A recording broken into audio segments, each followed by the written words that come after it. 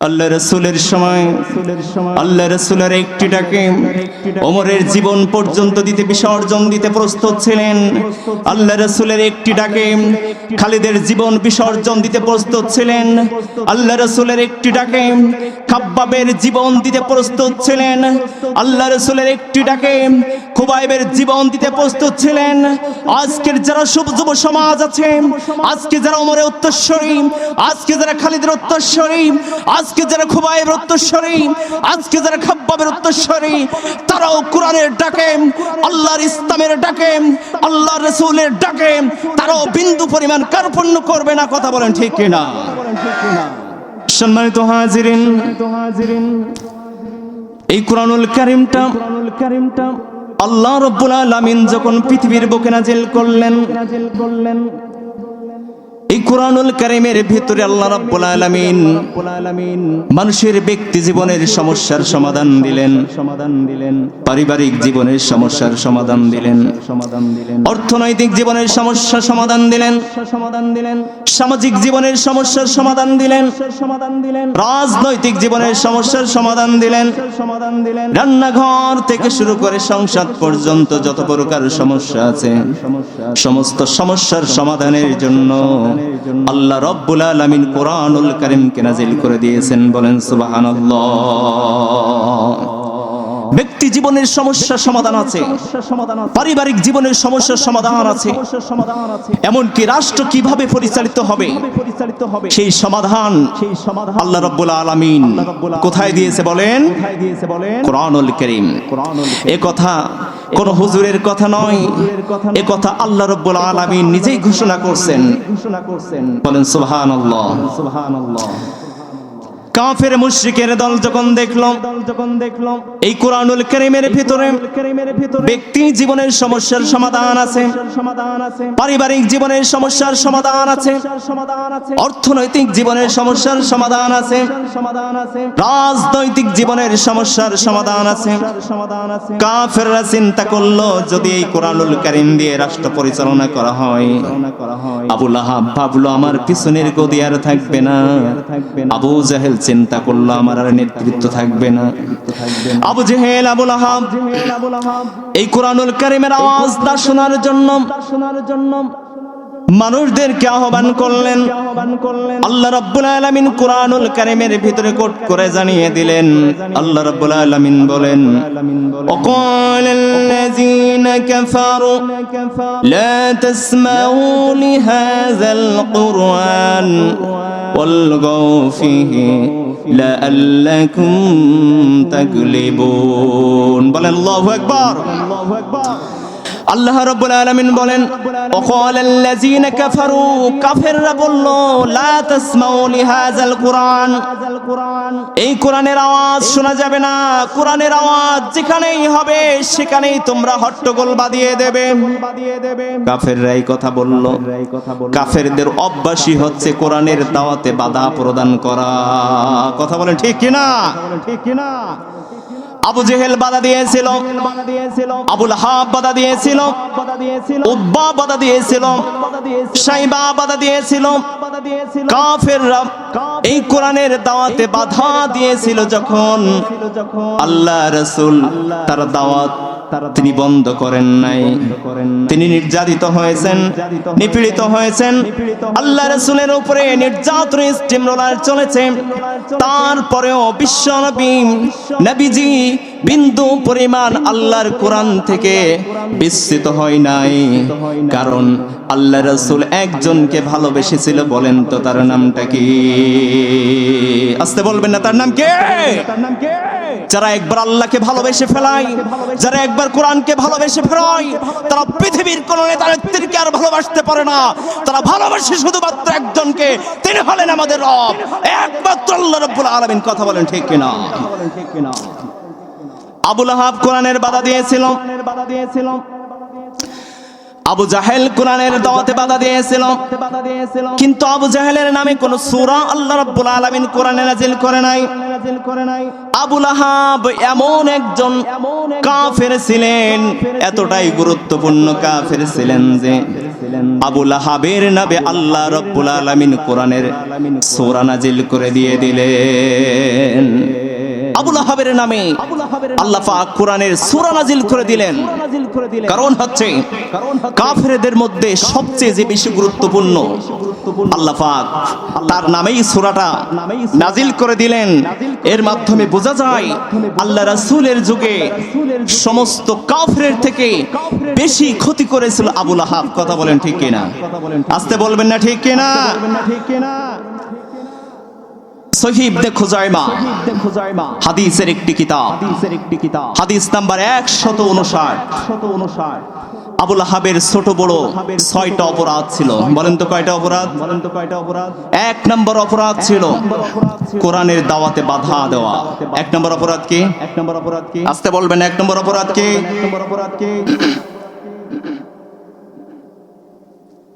হজ্জের মৌসুমে হাজিরা যখন মক্কায় হজ পালন করার জন্য আসলো,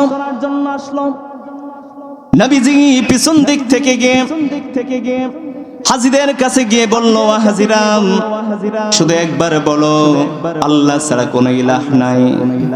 আমি আব্দুল্লাহর বেটা মুহাম্মদ সাক্ষ্য দিচ্ছি কিয়ামতের দিন, কঠিন মুসিবতের দিনে আমি সুপারিশ করে করে তোমাদেরকে জান্নাতের দিকে নিয়ে যাব। আল্লাহর নবী হাজিদের দাওয়াত দিলেন যখন পিছন দিক থেকে আবু লাহাব বাধা দিলেন তখন আর আবু লাহাব বলল, ও হাজিরা লা তুসাদ্দিকুহুম, তোমরা তার কথা শোনো না। আন্নাহু মাজনুন, সে হলো একজন মিথ্যাবাদী, সে হলো একজন পাগল। লোকজন বলল, পাগল যদি হবে পরনে থাকবে চট, মাথার চুলগুলো এলোমেলো কিংবা মাথায় থাকবে জট, কিন্তু এ কেমন আশ্চর্যজনক পাগল যার পরনে কোনো চট নাই, যার চুলগুলো এলোমেলো নয়, যার মাথায় কোনো জট নাই, এমন তার আশ্চর্যজনক পাগল কখনোই শুনে নাই, যার কথাগুলো এত চমৎকার যে তাকে দেখলে তো পাগলই মনে হয় না। আবু লাহাবের কথা শুনলেন না। আল্লাহ রাসূল দাওয়াত দিলেন যতক্ষণ, মক্কার হাজিরা দাওয়াত শুনলেন ততক্ষণ, আর আল্লাহর রাসূল দাওয়াত দিলেন যতক্ষণ, আবু লাহাব বিরোধিতা করলেন ততক্ষণ। আল্লাহ রাসূল দাওয়াত দিলেন যতক্ষণ, আবু লাহাব বিরোধিতা করলেন ততক্ষণ। এই বিরোধিতা করার কাজ কার ছিল বলেন তো? আবু লাহাবের কাজ ছিল। বলতে পারেন আজ তোর সমাজের মধ্যে আবু লাহাব নাই, আজ কেন কোরআনের দাওয়াতে বাধা দেওয়া হয়? ভুলে যাবেন না আপনারা, আল্লাহর পৃথিবীর মধ্যে আবু লাহাব জীবিত নাই, কিন্তু আবু লাহাবের রক্তের তৈরি হওয়া মানুষগুলো পৃথিবীর মধ্যে থেকে এখনো বিদায় নেয় নাই। কথা বলেন ঠিক কিনা?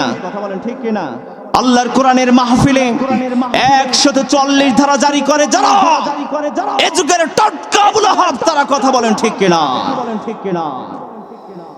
ভাইরা আমার, আল্লাহ রাসূল বিশ্বনবী কুরআনুল কারীমের দাওয়াত দিলেন যখন, আবু লাহাব বিরোধিতা করলেন তখন। আবু লাহাব যতক্ষণ বিরোধিতা করলেন, আল্লাহ রাসূল আল্লাহর কোরআনের দাওয়াত থেকে বিন্দু পরিমাণ সরে আসলেন না, বরং রাসূল নির্যাতিত হয়েছেন, নিপীড়িত হয়েছেন, নির্যাতনের স্টিমরোলার সহ্য করেছেন। তারপরেও আল্লাহ রাসূল এই কোরআনুল কারীমের দাওয়াত দেওয়া থেকে বিন্দু পরিমাণ সরে আসেন নাই। বলেন সুবহানাল্লাহ। আজ যারা বাংলার জমিনে কোরআনের দাওয়াত দেবে, যারাই কিনা ইসলামের দাওয়াত দেবে, তাদেরকে আল্লাহ রাসূলের মতো করে নির্যাতিত হতে হবে, তাদেরকে নিপীড়িত করা হবে, তাদেরকে নির্যাতন স্টিমরোলার চালানো হবে, তাদেরকে ফাঁসির মঞ্চে যাওয়া লাগবে। তারা যারা ঈমানদার, তারা কখনোই বাতিলের কাছে মাথা নত করবে না, তারা একমাত্র আল্লাহর কাছে মাথা নত করবে। কথা বলেন ঠিক কিনা? এ যুগে টাটকা আবু লাহাব তারা কোরআনের দাওয়াতে বাধা দেয় যারা। কথা বলেন ঠিক কিনা? আর জোরে বলেন ঠিক কিনা? ভাইরা আমার, আল্লাহ রাসূল বিশ্বনবী কোরআনের দাওয়াতে বাধা দিলেন। এই বিরোধিতা করার কাজ ছিল ফিরাউনের কাজ। বলেন তো কার কাজ ছিল? বলেন তো কার কাজ ছিল? আল্লাহর ইসলামের এই বিরোধিতা করার কাজ ছিল ফিরাউনের কাজ। আল্লাহর দ্বীনের বিরোধিতা করার কাজ ছিল নমরুদের কাজ। আল্লাহর দ্বীনের বিরোধিতা করার কাজ ছিল হামানের কাজ। আল্লাহর দ্বীনের বিরোধিতা করার কাজ ছিল সাদ্দাতের কাজ। আল্লাহর দ্বীনের বিরোধিতা করার কাজ ছিল কারুনের কাজ। আল্লাহর দ্বীনের বিরোধিতা করার কাজ ছিল উতবার কাজ। ইসলামের বিরোধিতা করার কাজ ছিল সাইবার কাজ। ইসলামের বিরোধিতা করার কাজ ছিল ওয়ালিদ বিন মুগিরার কাজ। যুগে যুগে ফিরআউন, নমরুদ, সাদ্দাত, হামান, কারুন, ওয়ালিদ বিন মুগিরা রক্ত যাদের রক্তের সাথে প্রবাহিত হয়েছে, তারাই শুধুমাত্র আল্লাহর কোরআনের রাজ প্রতিষ্ঠার বিরোধিতা করে। কথা বলেন ঠিক কিনা? কথা বলেন ঠিক কিনা?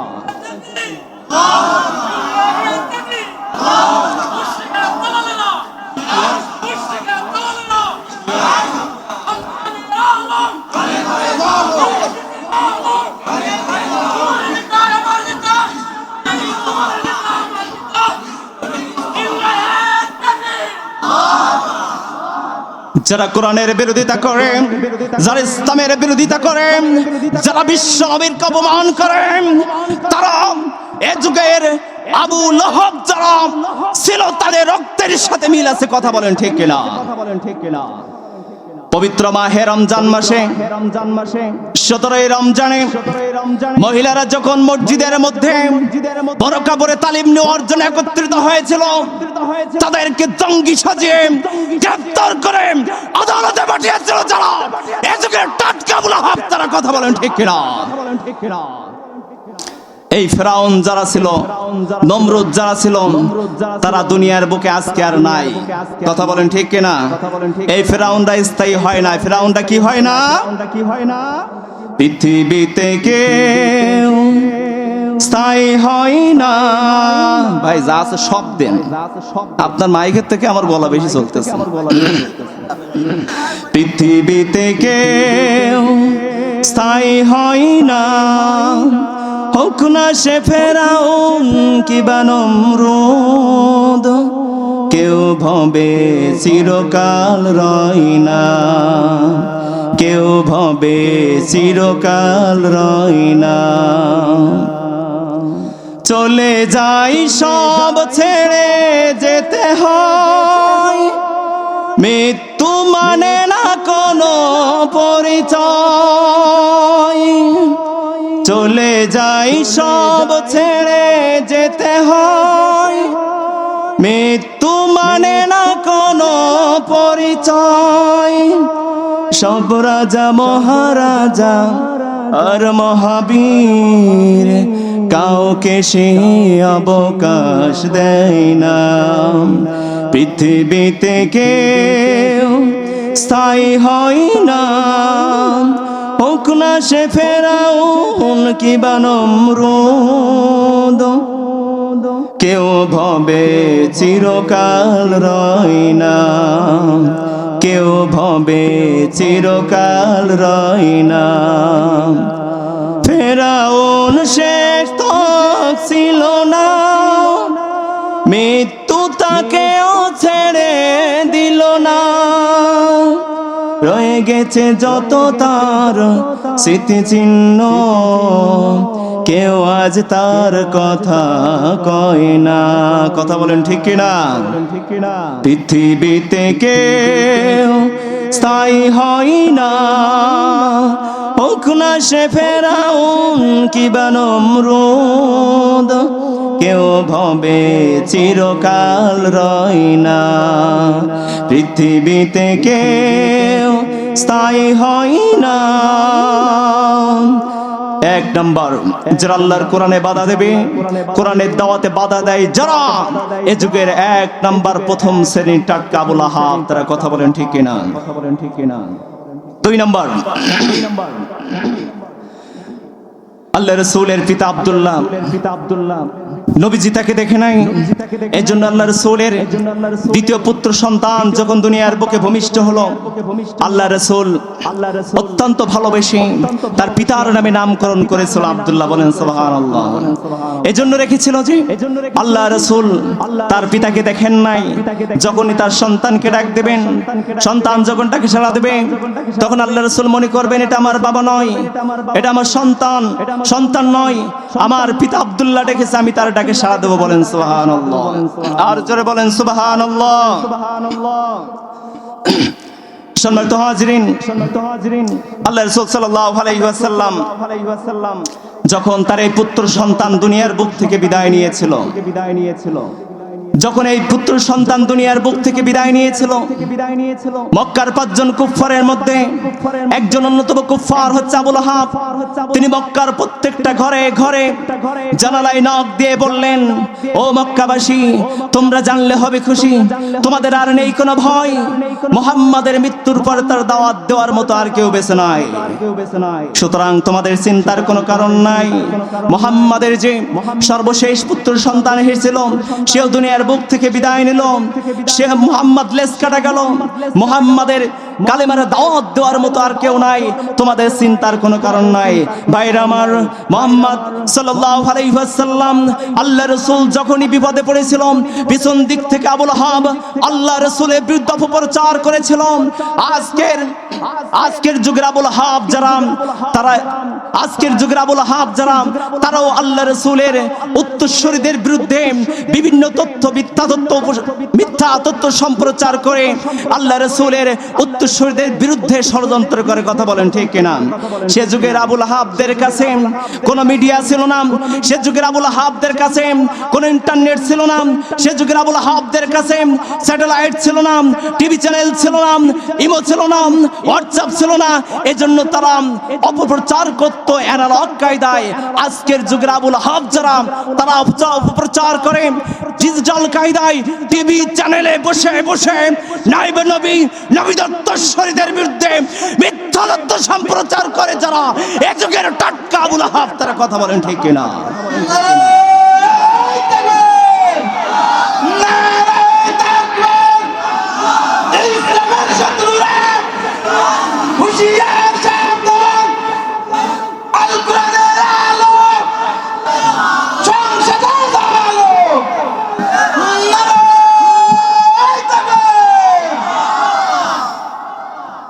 ভাইরা আমার, আল্লাহর নবী দাওয়াত দিলেন যখন, কোরআনের দাওয়াত দিলেন যখন, মক্কার কাফেররা পার্লামেন্ট গঠন করে আল্লাহ রাসূলের পরিবারের বিরুদ্ধে অবরোধ দিয়ে দিলেন, তখন নবীজির পরিবারের কাছে গম বিক্রি করা যাবে না, নবীজির পরিবারের কাছে আটা বিক্রি করা যাবে না, নবীজির পরিবারের কাছে রুটি বিক্রি করা যাবে না, নিত্য প্রয়োজনীয় জিনিস আল্লাহর নবীর পরিবারের কাছে বিক্রয় করবে যারা, কাফেররা ঘোষণা দিল উল্টো অবরোধের আওতায় পড়বে তারা, উল্টো অপরাধের আওতায় পড়বে তারা। আর নবীজির পরিবারের কাছে মালামাল বিক্রি করবে যারা, মক্কার জমিনের উল্টো অপরাধের আওতায় পড়বে তারা। আল্লাহ রাসূলের পরিবারের না খেয়ে খেয়ে হয়ে গেল কামসারা, পেটের সাথে পিঠ লেগে গেল। হাদিসের বর্ণনা এসেছে, আল্লাহ রাসূলের পরিবারের সদস্যরা এক পর্যায়ে গাছের ছাল আর পাতা খাওয়া শুরু করলো। তৃণলতা ভুজি প্রাণীর মল যেমন করে গুটি গুটি আকার ধারণ করে, আল্লাহ রাসূলের পরিবারের সদস্যদের বাথরুমগুলো গুটি গুটি আকার ধারণ করলো। হঠাৎ করে রাসূলের পরিবারের সামনে একটি কাফেলা চলে আসলো। আর এই কাফেলা যখন আসলো, বিশ্বনবীর পরিবারের সদস্যরা চোখের মধ্যে পানি, পেটের মধ্যে ক্ষুধা, পকেটের মধ্যে সামান্য দিনার আর দিরহাম নিয়ে, সামান্য দিরহাম আর দিনার নিয়ে আল্লাহ রাসূলের পরিবারের সদস্যরা মালামাল ক্রয়ের জন্য সামনের দিকে চলে গেল। আবু লাহাব জায়গায় উপস্থিত হয়ে গেল। আবু লাহাব করে বলল, ব্যবসায়ীরা আসো, যারা শোনো তারা, এই পরিবারের কাছে মাল বিক্রি করা বৈধ নয়। এই পরিবারের কাছে মাল বিক্রি করবে যারা, কঠিন বিপদের মধ্যে পড়বে তারা। তবে টেনশন করো না তোমরা, আনা সাহিবুল কিন্তর, আমি হলাম মক্কার জমিনের ফিনান্স মিনিস্টার। ভালো করে ঘোষণা শোনো আমার, আমি তোমাদের মালামাল গুলো কিনতে চাই, তবে লস করে নয়। যে জিনিসের দাম 1 টাকা, আমি 10 গুণ বৃদ্ধি করে দিয়ে 10 টাকায় কিনবো। যে জিনিসের দাম 10 টাকা, বৃদ্ধি করে দিয়ে আমি 100 টাকা দিয়ে কিনবো। এই প্রস্তাবে রাজি আছো যারা যারা, আমার পাঁচিলের মধ্যে প্রবেশ করো তারা। এই ঘোষণা শুনে ব্যবসায়ীদের কাম হয়ে গেল সারা। লোভী ব্যবসায়ী যারা ছিল আবু লাহাবের পাঁচিলের মধ্যে প্রবেশ করলো। আর পাঁচিলের মধ্যে প্রবেশ করলো যখন, আবু লাহাব দরজাটা বন্ধ করে দিল। তখন আবু লাহাব বলল, আনা সাহিবুল কিন্তর, আমি হলাম মক্কার জমিনের ফিনান্স মিনিস্টার। ভালো করে সবকিছুর দাম জানা আছে আমার। অতএব যে টাকা দিয়ে খরচ করাই, একই টাকা দিয়ে করবা বিক্রয়। যদি তা না করো, মাল নিয়ে ফেরত যেতে পারবা না, জীবন নিয়ে ফেরত যেতে পারবা না। কারণ আমি হলাম মক্কার জমিনের শুধুমাত্র অর্থমন্ত্রী নয়, আমি রানিং স্বরাষ্ট্রমন্ত্রী। আমি 2টা মন্ত্রণালয়ের রানিং মন্ত্রী। আমার কথার অত্যাধিক দামি। অতএব তাল বাহানা চলবে না। যে টাকা দিয়ে করছো করাই, একই টাকা দিয়ে করবা বিক্রয়। ভাইরা আমার, দেখেন আজকের বাংলাদেশে চিত্র একই হয়েছে। সারা বাংলাদেশে মানুষের সম্পদ জিম্মি করে করে রেখে দিয়ে অন্য অন্য দেশে বিভিন্ন জায়গায় তারা বাড়ি ঘর করছে, মানুষের সম্পদ জিম্মি করে দিয়েছে। যেভাবে রাসূলের যুগে ব্যবসায়ীদের সম্পদ গুলো তারা জিম্মি করেছিল, কথা বলেন ঠিক কিনা? সেকালে রাসূলের যুগে তারা ব্যবসায়ীদের সম্পদ গুলো জিম্মি করে আল্লাহ রাসূলের পরিবারকে তারা দুর্বৃত্ত করেছিল, দূরে রেখেছিল। আজকে যারা আবু লাহাবের উত্তরসূরি, তারা 10 টাকায় চাউল খাওয়ানোর নাম করে গোটা বাংলাদেশের মানুষকে নিজের আওতায় এনে তারা এদেশের সমস্ত পণ্যকে সিন্ডিকেট করে মানুষের নিত্য প্রয়োজনীয় জিনিসকে 20 টাকার জায়গায় 200 টাকা বিক্রি করে বিদেশে বাড়িঘর করে যারা এ যুগের টাটকা আবু লাহাব, তারা কথা বলেন ঠিক কিনা? সম্মানিত উপস্থিতি, 4 নম্বরে আল্লাহ রাসূল নামাজ আদায় করেন সেজদায়। আবু লাহাব পাশ দিয়ে যায়। আবু লাহাবের প্রতিবেশী উকবা বিন মুইন, ভাই মাইক দেন নাই, বন্ধ করে দেই।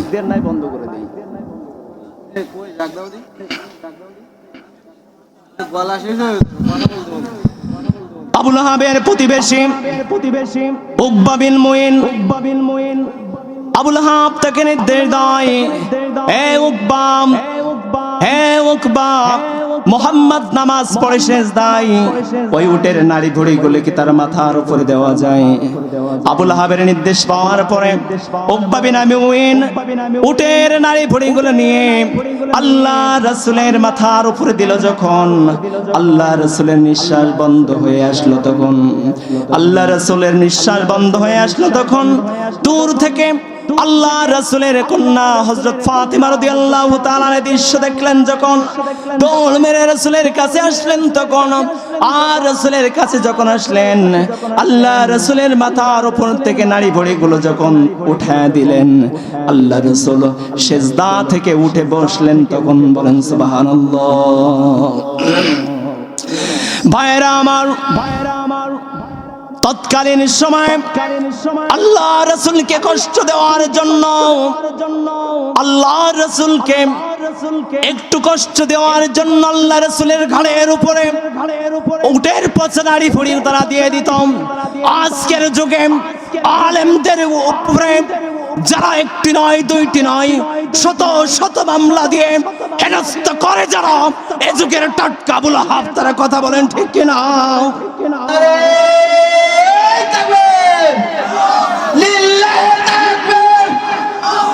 ইসলামের শত্রুরা হুঁশিয়ার সাবধান, ভারতের দালালেরা নারায়ে তাকবীর। রাসূল ডাক দিয়ে বলে, চাচা আপনি আমার আপনজন, অতএব দেরি না করে অতি দ্রুত ইসলাম গ্রহণ করে নেন। এখন আবুল আহাব ডাক দিয়ে বলে, ও ভাতিজা, আমি মক্কার ফিনান্স মিনিস্টার, আনা সাহিবুল কেন্তর, আমি 2টা মন্ত্রণালয়ের রানিং মন্ত্রী। আমি আমার কথার অনেক দামি, তবে আমি যদি ইসলাম গ্রহণ করি কি পাবো আমি? আল্লাহ রাসূল বললেন, চাচাজান যদি আপনি কালেমা পড়ে নেন সাথে সাথে আপনার জীবনের সমস্ত গুনাহ খাতাগুলো মাফ হয়ে যাবে। বলেন সুবহানাল্লাহ। আবুল আহাব বলল, ভাতিজার কি পাবো? আল্লাহ রাসূল বললেন, আমার সাহাবা হওয়ার সৌভাগ্য অর্জন করবেন।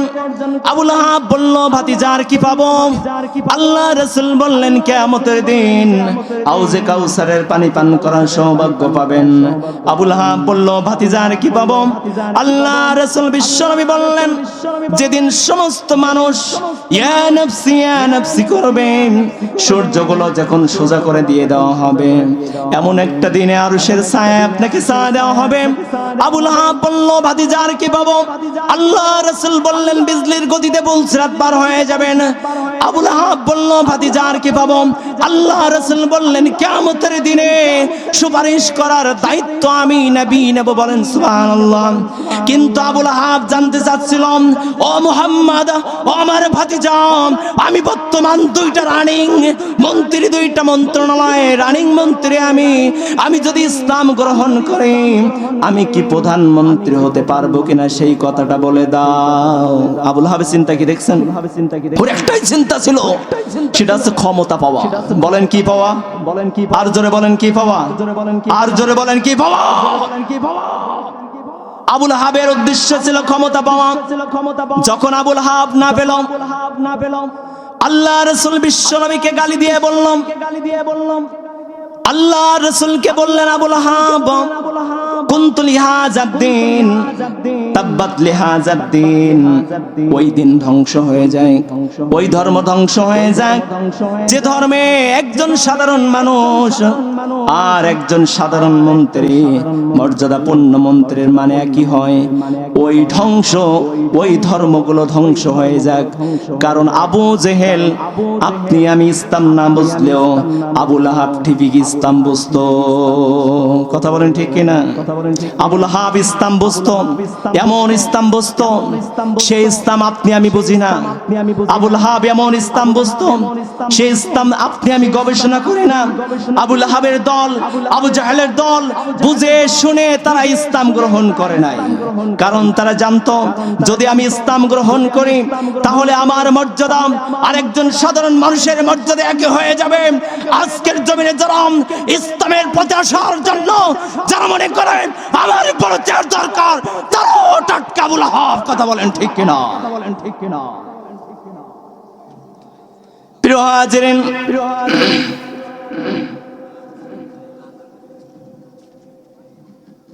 ওরা জানে, ঠিক আছে।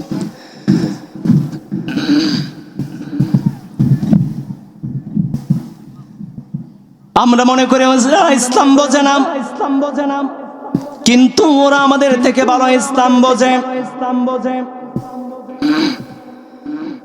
ওরা জানে পৃথিবীর বুক থেকে কমিউনিজম আত্মহত্যা করে মারা গেছে, ন্যাশনালিজম ব্যর্থ হয়েছে, সেকুলারিজম শান্তি প্রতিষ্ঠার নামে গোটা পৃথিবীতে যুদ্ধ বাঁধিয়ে দিয়েছে। কথা বলেন ঠিক কিনা? অতএব ন্যাশনালিজম ব্যর্থ হয়েছে, সেকুলারিজম ব্যর্থ হয়েছে, কমিউনিজম ব্যর্থ হয়েছে, মানব রচিত সমস্ত মতবাদ ব্যর্থ হয়েছে। পৃথিবীর মধ্যে শান্তি দেওয়ার মতো একমাত্র ধর্ম হচ্ছে ইসলাম। এ কথা আবু লাহাব বুঝেছিল, এ কথা আবু জেহেল বুঝেছিল, এ কথা কাফেরের দল বুঝেছিল। এজন্য তারা আর কোনো কিছুর বিরুদ্ধে নয়, শুধুমাত্র ইসলামের বিরুদ্ধে তারা বিরোধিতা করত। শুধুমাত্র ইসলামের বিরুদ্ধে তারা বিরোধিতা করতে জন্যই যে তারা জানতো এই পৃথিবীর বুকে সেকুলারিজম শেষ, কমিউনিজম শেষ, ন্যাশনালিজম ব্যর্থ হয়েছে, মানব রচিত সমস্ত মতবাদ শেষ হয়ে যাবে। শান্তি যদি দিতে পারে একমাত্র ইসলামই দিতে পারে। কথা বলেন ঠিক কিনা? আগামীর পৃথিবী ইসলামের পৃথিবী, আগামীর পৃথিবী কোরআনের পৃথিবী, আগামীর বাংলাদেশ ইসলামের বাংলাদেশ, আগামীর বাংলাদেশ কোরআনের বাংলাদেশ। কথা বলেন ঠিক কিনা? এই ওলি আল্লাহর বাংলাদেশ, এই শহীদ গাজীর বাংলাদেশ, কবুল করুন আল্লাহ, কবুল করুন আল্লাহ। বলেন আমিন, বলেন আমিন। এই এই এই এত সময় কইছিল, গলাটা শেষ করে তারপর নিয়ে আসলেন। সেই করবেন কিন্তু জল গলা করে করবেন। এই ওলি আল্লাহর বাংলাদেশ, এই শহীদ গাজীর বাংলাদেশ, কবুল করুন আল্লাহ, কবুল করুন আল্লাহ। বলেন আমিন। এই শহীদ জিয়ার বাংলাদেশ, আল্লামা সাঈদীর বাংলাদেশ। কথা বলে ঠিক না?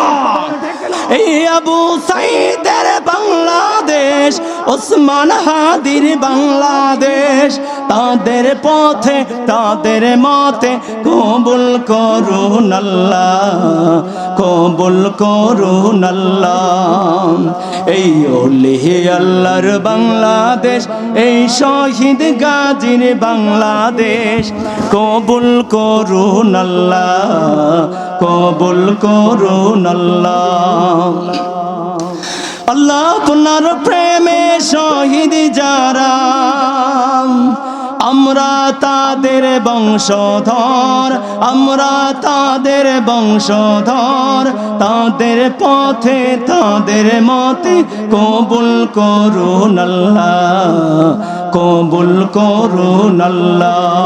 বলেন আমিন। আর জোরে বলেন আমিন।